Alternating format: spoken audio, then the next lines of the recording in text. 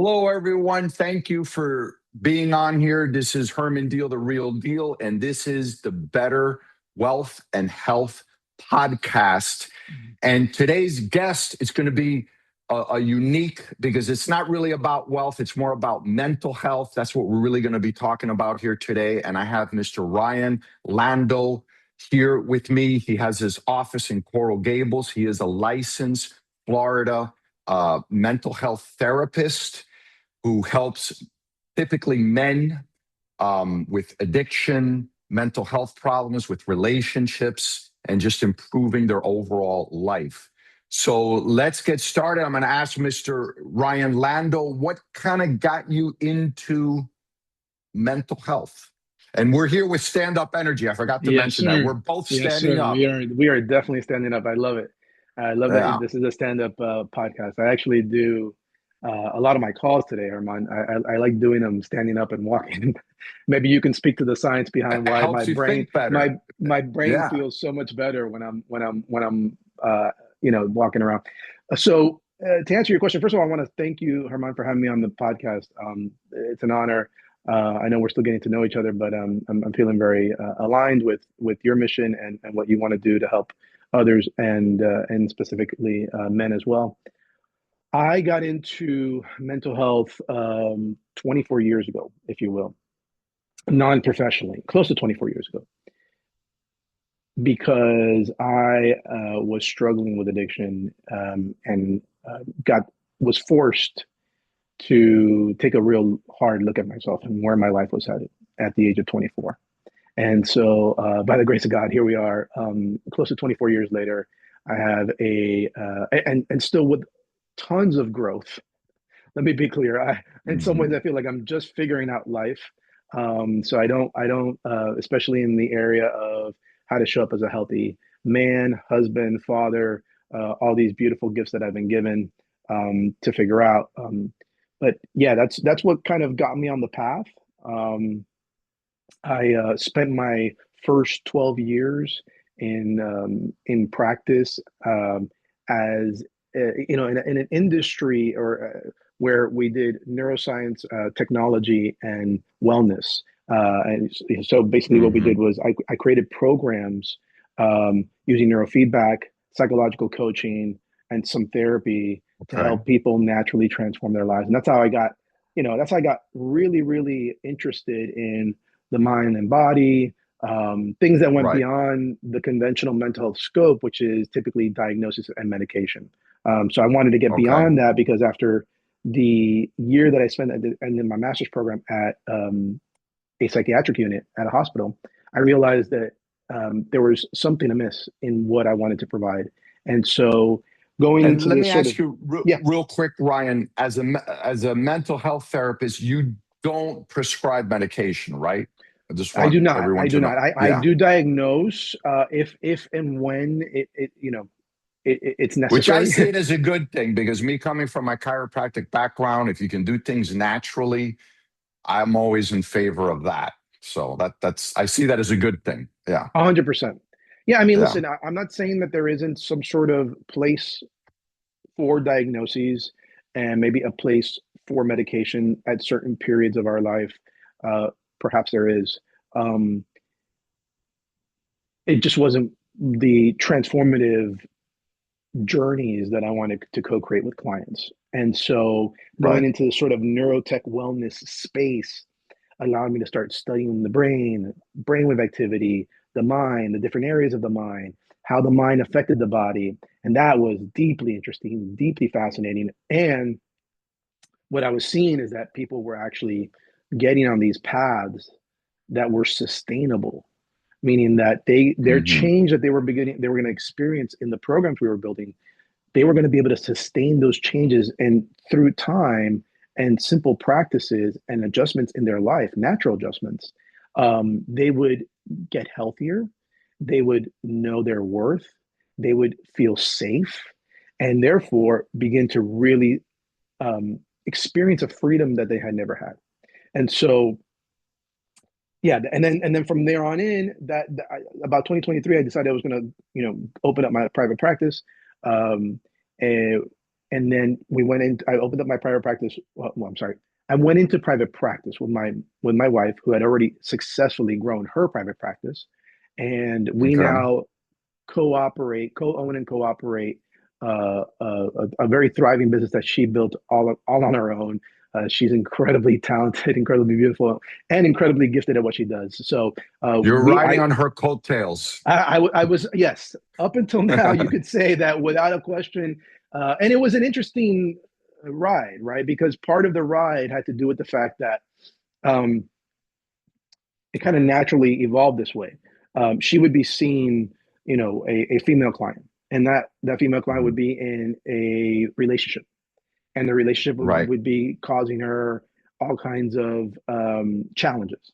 And so Hmm. what my wife would say is, hey, why doesn't your person, your boyfriend, your husband, your spouse, whomever, your partner, why doesn't he maybe have a session with my husband, who's now really directing all of his energy into helping the population of men become healthier men.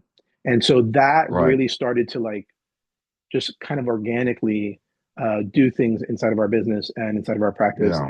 and the impact I was able to have. Okay. So, and now we're in 2026, and here we are. We're still figuring a lot of things out and having a really good time doing it, helping lots of people. And so, yeah. Yeah. So getting into with helping men over 40, why do some successful men, they might be successful financially, why would often some of them still feel unhappy? They weren't taught this. I don't Mhm. know that anyone was taught the art of how to live a fulfilling life. Just wasn't taught. I think my sense of it, we were taught to perform. And if you performed well enough, then maybe, and I don't know that it was explicitly said this way, maybe then we could have whatever life we desired. And so we put on automatic pilot, subscribe Mhm. to the very limiting belief that all we have to do is perform, perform, perform, and that one day we will wake up and we will be Right. in the life we desire. And by perform, you're thinking, or at least I'm thinking more along the lines of work and our career. Correct. Yeah. Achieve, achieve, achieve. Right. Right. If you achieve enough, somewhere on the other side of the next achievement is the life that will.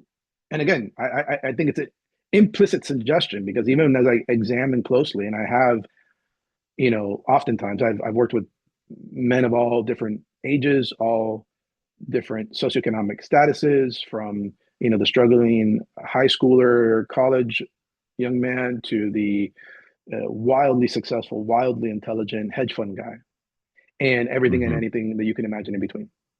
And Yeah. it's funny because the symptom is what brings them in, right? It Hmm. could be they're frustrated in their relationship. It could be that they're having some anxiety. It could be that they feel like they're failure to launch. And no matter what they Okay. do, they just can't get it right. What do you mean by failure to launch? So failure to launch is now kind of my new sort of, umbrella, if you will. What that means Okay. is, yeah, I think historically there's this notion that failure to launch in its very limited sense is just, okay, you had a, excuse me, you have a son or a daughter, they went to college, but, or maybe they finished high school, but they didn't get into college. And now they're sitting on the couch somewhere, or they're in college but they don't have a lot of drive, they're flunking out, or maybe they completed college and now they're confused about what they want next, right? Right. There's a lot. I think that's the historical sort of idea of what failure to launch means. Today, what I Right. think of as failure to launch is someone who feels deeply unfulfilled, no matter how many Okay. achievements, how many accolades they have on the wall, right? How many And rewards. and and right. And what you're alluding to there is that there might be something underneath going on, subconsciously, Well, maybe. there's a gap, right? So yes, there might be something underneath going on. So if you have, for example, if you have an unresolved traumatic experience from your past, which I would argue probably most do, Hmm. when we look at trauma in a much more broader sense, right? Not just in the sort of, I think, the historical, conventional context of it, which is, were they physically abused, verbally abused, sexually abused.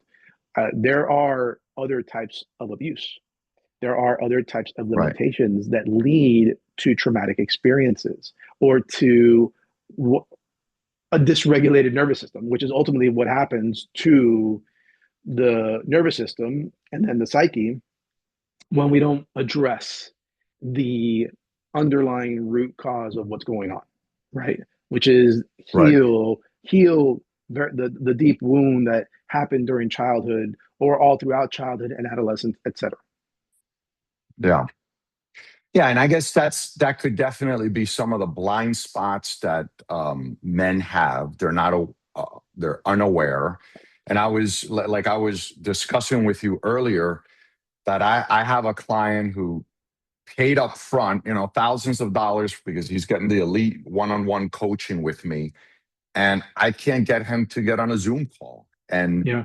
I have a feeling, I can't help but think, especially after I read in the book The Body Keeps the Score, I believe is the book that I read a while back, where as high as 60 to 65%, and I'm not sure of the exact number, but studies have shown that men who are overweight, as high as 60 to 65%, have a past trauma that is Mm-hmm. making them be overweight, basically, or they see it as a protective mechanism. And it kind of makes sense. If you got sexually abused and you gain weight, you might look unattractive, and you want that because you don't want to get sexually abused. And that's all happening at a subconscious level. Or maybe you just got physically abused and beat up. And if you're not going to be into the fitness and gain all the muscle to be strong, you might just gain weight and think I'm big, so no one's going to mess with me. Mm-hmm. So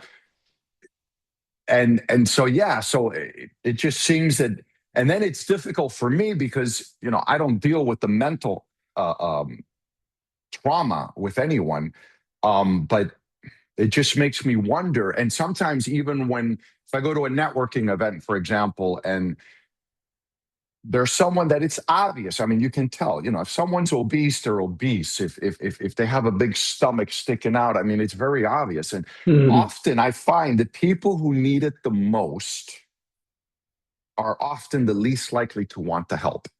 And Mm. I think, and I can't help but think after reading that book, The Body Keeps a Score, that this might be mental trauma that's going on there.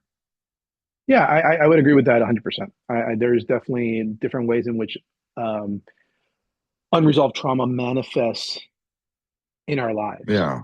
Has that ever happened where maybe you had someone who was really overweight and then you just through the therapy it was discovered that maybe they were sexually abused or something? Has that situations like that come up?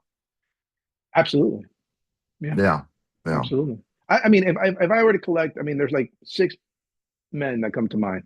And Yeah. I don't necessarily know that they were sexually abused, but they were physically abused. Like I said, it doesn't matter. I mean, it does and it Right. doesn't matter.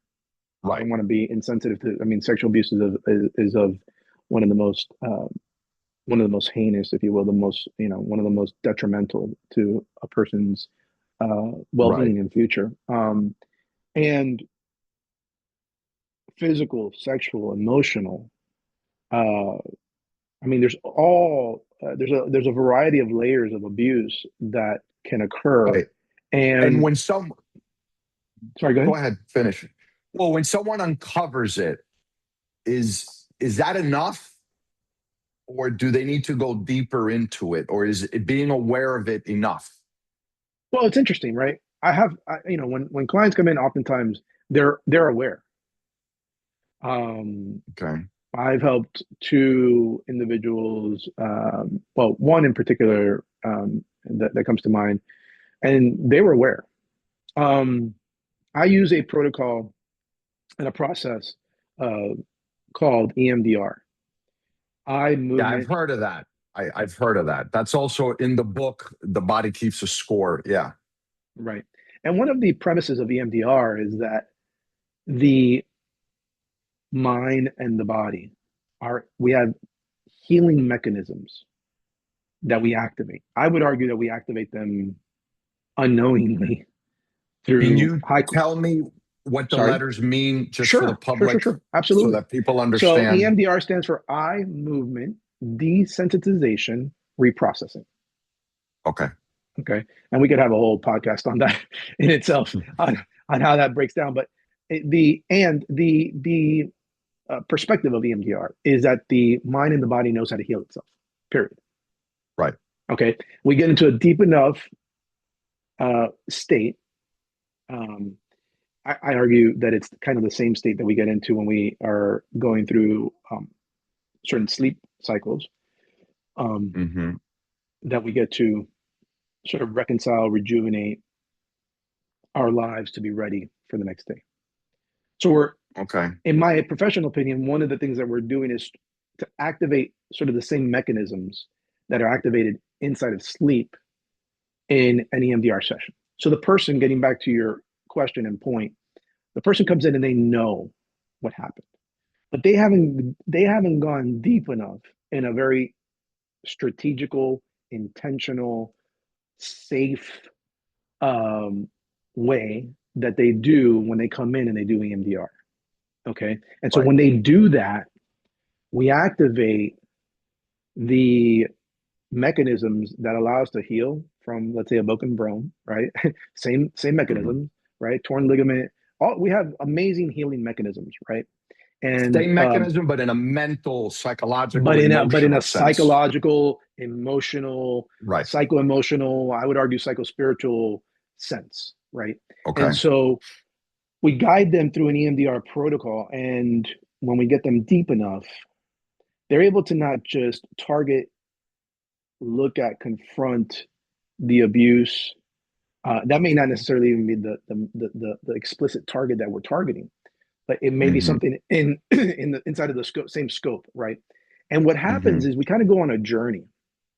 And what I like to say is the R that stands for reprocessing is we reprocess something that carried a lot of weight. Interesting enough, Mm-hmm. as we were talking about weight, Okay. Yeah. carries a Wait. lot of weight. Yeah. Okay, and we lighten the load. And so I like to say we store, we reprocess, and then Mm-hmm. sort of recategorize, if you will, under a much lighter playlist, an event from the past that Right. was that we were carrying with us for a long time and that was hurting us for a long time in the way we felt about who we were, who we are, what we deserve, Yeah. what's our worth, right? Because that becomes the limiting belief, right? And Right. then we self-medicate through things like food, alcohol, drugs, sex, et cetera, et Yeah. cetera. And that's just someone trying to, unbeknownst to them oftentimes, but sometimes they're aware of it, trying to deal with the internal pain that you're referencing. And when you say, man, does this person carry trauma from their past? And that's why they can't seize the opportunity. It's funny, Yeah. you brought that up, Herman, because I used to, for a while, reference the Biggest Loser show. Do you remember the Biggest Loser show?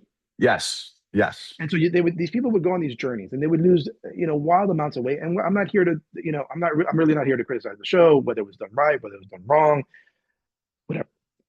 What would happen is they would lose, 150, 100, 150 pounds sometimes, right? It was crazy. Then they would do an episode. Oftentimes they would do that "Where Are They Now" episode, and they would go and revisit that person a year later. And oftentimes the person had gained all the way back and then some. And I Yeah. would argue that the reason that that happens is because, well, there's a lot of different reasons, but I think one of the main reasons, something that I learned in my previous work, in the neurotech wellness space, is that as I studied the brain, as I studied the mind, as I studied the body, we, from a scientific standpoint, have historically wanted to separate the two. Even today, I'm sure you'll hear it. Oh, it's just a body situation. I just got to get my cholesterol in check or my blood pressure in check, or I got to get whatever it is, right? But Right. and they're not really saying to you, Herman, but I really also need to look at why I continue to think this way, why I continue to feel Right. this way about who I am. Yeah, well, Why? people forget. People forget how powerful the mind is Right. and how it affects. And there's even studies, I'm sure you've heard of some of these studies where a person is given a smoothie and they're Mm, told this smoothie has a lot of unhealthy fats and calories, and the person would drink it and their body would react with a glucose monitor and other testing. They would feel bloated, they would feel worse, their glucose would spike higher, mm, and then they would give the same smoothie to someone else and say, this is very light, healthy, good for you. There's hardly any insulin response. And then the glucose monitor shows that they didn't get as big a spike as the other person. And it's mm, all because they got 100%. primed, they got mentally primed. Yes. And that made the difference, literally, how their body physiologically reacted, which is hard to Hmm. believe, but it's true. It's not all physical, which is why when I coach my clients, I get big into mindset and into, Hmm. like, this is not just a diet, this is a lifestyle. This is not 100%. just about losing weight, it's about living longer. And so, yeah, the mind, people forget how powerful and how interconnected it is with the body. Like, it can't be separated. We can't separate the body We and the just cannot mind. say, and separating them is going to be self-defeating. Exactly. Yeah. It's going to be self-defeating because you're going to think it's just one problem over here. I got to go Right. back to Herman and say, hey, Herman, the diet that we put together for this week, isn't working the way I would like. Or if they come to me and they say, Ryan, the practices we put together this week really isn't working. If I'm not addressing what might be going on biochemically speaking, uh, and you're not addressing what's going on from a mental and emotional perspective, we're shortchanging our clients. Right. Right. Yeah. That emotional, psychological point is very, very critical. What would you say is the difference between achievement and fulfillment? Like, because sometimes you The, might the achieve something, but not feel fulfilled. so I think fulfillment is enjoying every aspect of the journey, being present to all the aspects of the journey, so that when you get whatever result you get, you you have recorded the experience of living. Whereas achievement achievement isn't bad. On the contrary, it's good. And when we contextualize achievement as some sort of saving grace, as some sort of end in itself, as some sort of you know this thing that's going to change the way I feel on the inside about who I am and what I'm worth. And so I'm only focused on getting that better grade, getting that higher score, getting that winning that next case, winning that next award, Mhm. whatever it is. You forfeit the living process. And if you're Okay. forfeiting the living process, um, I mean, if we just do it from a mathematical standpoint, right? If it took you 100 days to achieve something and you were focused on the 100th day and only focused on the 100th day, then 99 days, 99% would have been half lived. Yeah. Whereas if you're With focused, this, sorry, go ahead. yeah, no, no. But finish what you were saying. I got something to add on Yeah, I was going to afterwards. say that whereas if you do what simple, well-known, now commonly talked about protocols that allow you to be more present and mindful to Right. life, Aware. Yeah. aware, right? I was driving home the other day and I just did like a daily assessment. And I just Hmm. started saying to myself, man, do you know that this is what's happening today? You live here. You're married to the most amazing person. You have the most amazing kids. I have one of my own and two amazing bonus children. I have a thriving practice. I have clients that are returning because of the value that they're getting. I am doing things that I didn't even know, quite frankly, and this is for another podcast. I didn't even know, quite frankly, that I was allowed to do. I didn't even know, quite frankly, Hmm. I was allowed to enjoy. And so Hmm. it's little exercises like that throughout the day, Yeah. right? And then we got to look at the biochemistry because I can think about it, but if I'm not really feeling it, then that also can be, men weren't really taught how to feel. That we were kind of taught the opposite. We were kind of taught don't feel, achieve in many ways, not Right. necessarily explicitly, right? It's only in recent years that we're getting to a place where, like, hey, it's okay for a man to feel sad or down or whatever, right? And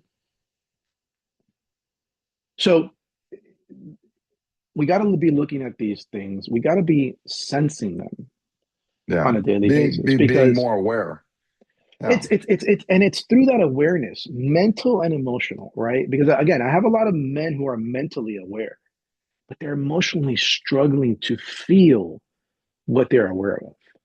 And if I Yeah. can have a man drop into his body and really find out what's going on inside of here, that's when we begin Hmm. to sense the real change occur.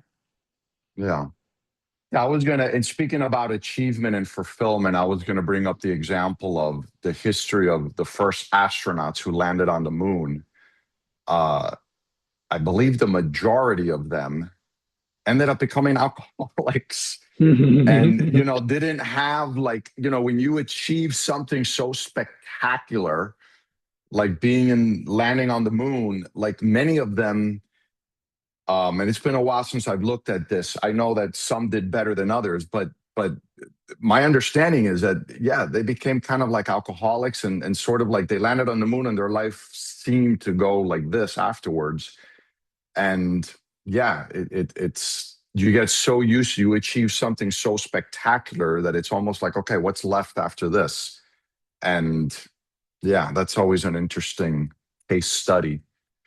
Um, so kind of like almost a final question. If you could give one message to men over 40, Mm. what would it be for men over 40 in general? Get in and start working on yourself. Because in Hmm. taking a look at taking an honest, a consistent, honest look at what's going on in your life with someone who's going to hold you accountable. You know this, Herman. This is what you do. You do it Right. from the other Right. side. Yeah. There's nothing more transformative than you being in relationship with somebody, right? So you and Hmm. I would be in, your clients are in relationship with you, my clients are in relationship with me. Right. Someone who's going to speak life into you, right? Speak life over you, hold you accountable, right? Yeah. There's always things for us to work on. I had a client who returned recently and he's like, yeah, by the way, this is a client that always, spoke uh, wonders about the work that we did together. Hmm. And we worked together for about a year, maybe. Hmm. And he's returning because new chapter, new Life season, happens. Right. life Yeah. life is getting lifey. Yeah. And he sends me a message, and the message says something along the lines of, "Hey, yeah, looks like I need a little maintenance, nothing too big." And inside of these little comments, I can tell where a person's perception's at in terms of what they Right. think this work is about. This Right. work is not. I certainly am not in the business or in the practice of telling you, Herman, there's something wrong with you. We will look at Hmm. blocks. We will look at things that are not working for you, just like you look at people, and I'm sure you say, hey, this is not going to work as it relates Right. to your diet, right? And we got to eliminate things. We do. We got to look Right. at those things. But I'm not here to tell you that there's something wrong with you. On the Right. contrary, I'm here to tell, and I have this one client who says it all the time because he remembers. I planted the seed early on. You don't need me to go out there and live an average, healthy life. I'm not here Hmm. for that. I'm not saying that we can't work on that. And what I believe people really want is to live an extraordinary life. And so, Right. in order to live an extraordinary life, just like we would do it in any other sector, whether it's business, sports, right? We never stop working on ourselves. So when it comes Right. to mental health and emotional health, right alongside physical health, we never start learning. We never stop learning about Yeah. who we are. Constant improvement. Constant Constant, improvement. constant progress, constant Yeah. maintenance, constant looking at, where am I at? Well, someone that I Right. deeply admire and respect, personally and professionally, has been a coach of mine and consultant of mine under my wife, who's my number one, um, is uh, they're both uh, great examples of work on yourself, Right. continue working on yourself, and Yeah. watch how things change in your life. Yeah. There's just no Yeah. question about it. You gotta keep improving. You have to keep improving. Okay. Right, That's always good advice. and it's from the place of like always know that there's more growth, because I'll Right. be the first to say, "Oh man, I thought I did all that work. Yeah. I got to go back and do that again. Am I slipping? Am I Yeah. relapsing? You know?" And I It's don't mean why that I in the, in, still, in the sober sense. I'm just saying, like, yeah. am I slipping back into our old patterns resurfacing? Right, Right. old patterns die hard because, again, something for a different podcast. Neurologically speaking, whatever we saw, whatever we learned in those first 7 years of life, uh, science and psychology now pretty much, and spirituality, I would argue as well, pretty much all say the same thing. They become Mhm. the foundational wiring of who we think we are, what we think we deserve, what we think we can create, so on and so forth. So if Yeah. we're going to reprogram that, we got to consistently work on ourselves. We got to Yeah. consistently work on ourselves. And the Yeah. extraordinary thing is, from a neuroscience perspective, we know because of neuroplasticity, we can always continue learning. We can always Right. You can continue always, and it's good for the brain, the neuroplasticity, learning something new. And 100%, it's why I still go on YouTube video and follow other fitness trainers. And 100%. sometimes, often I'm criticizing them, but sometimes I learn something really valuable Mm-hmm. and new, and then I can teach that to my clients. But yeah, it's always wanting to learn for sure. And I'm going to talk 2 minutes now about my Yes, fit sir. tip, which sort of goes with what we mentioned earlier. But in getting healthy, Yes. in getting healthier, we sometimes become more sensitive to Mm. things. So, for example, I remember when I was in high school, it was cool the more beers you can drink. And we would literally take a can, put a key, take a key, put it through the bottom of the beer can, and then open up the top and shotgun the entire beer. And so it was cool if you can do like one, maybe even two of those all at once, like one after the other, which is just dumb. But the point is, and people would brag about how, yo, I can drink more than you. And this was like, this is so dumb. I think the younger generation now, they know better than this. They're not such dumb alcoholics like a lot of I was, and not that I was never an alcoholic, but for fun on weekends, I would drink a lot sometimes, when I was in high school and college. But the interesting thing is that when I changed my diet and I became more ketogenic, Mm. carnivore-ish, Mm. I started to really react strongly with the alcohol. Like I Mm. couldn't, I I would have to literally make myself throw up. And this was just with a couple of drinks. I mean, I would have to like literally make myself throw up. And it got to the point where, okay, I need to just stop drinking completely. Because Mm. normally to recover from drinking alcohol, I would drink and then go eat a sandwich, go eat something with wheat and a lot of carbohydrates. And that would slow the digestion of the alcohol. Mm. And I wouldn't feel so terrible. I would still feel bad, but not so horrible the next day. But because I'm avoiding the wheat, I'm gluten free now, and I don't want to Mm-hmm. eat a sandwich at 1 a.m. Uh, I can't tolerate the alcohol. So I've just given it up. So Mm, by getting healthier, my body has become more sensitive to the alcohol. I react more strongly to it. And that's yeah. a healthy sign. That's Yes. showing that you are healthy. And it goes back to, a healthy innate intelligence, which goes back to the chiropractic philosophy that we have an innate intelligence. Mm, And it reminds me of an example I used to talk about all the time when I was a chiropractor. Like, if, let's say, two people eat a fish that had a toxin in it, a poison in it, and they eat the fish. One person throws up immediately afterwards after they eat it. The other person doesn't throw up, but the next day that person is dead. mm, And that person might be dead because their body wasn't smart enough to react right away. So right. sometimes having symptoms quicker, reacting, that's the healthy signal. And so Yeah. if you're improving your diet, you're getting on a ketogenic carnivore type of diet, and your overall health is improving, you're going to become more sensitive to things, especially things that are toxic, like alcohol. So it's just something to be aware of, that as you get healthier, Yeah. you're going to become sensitive to things that are not good for you. So that's kind of the health tip for today. Final question, Ryan, how can people get in touch with you? I know you have an office in Coral Gables, but if people want to reach out to you for questions and maybe use your services with you or your wife, how can they reach out to you? So you can follow me. You can DM me. You can follow me on Instagram. My handle's ryanlandau.live, RyanLandau.live, LIVE. That's also my Yeah. website, Okay. ryanlandau.live. You can book a call with me through those avenues. I think that's the best way to do it. Okay. I also Great. respond to DMs, via Instagram if they want to, contact me that way as well. Um, Great.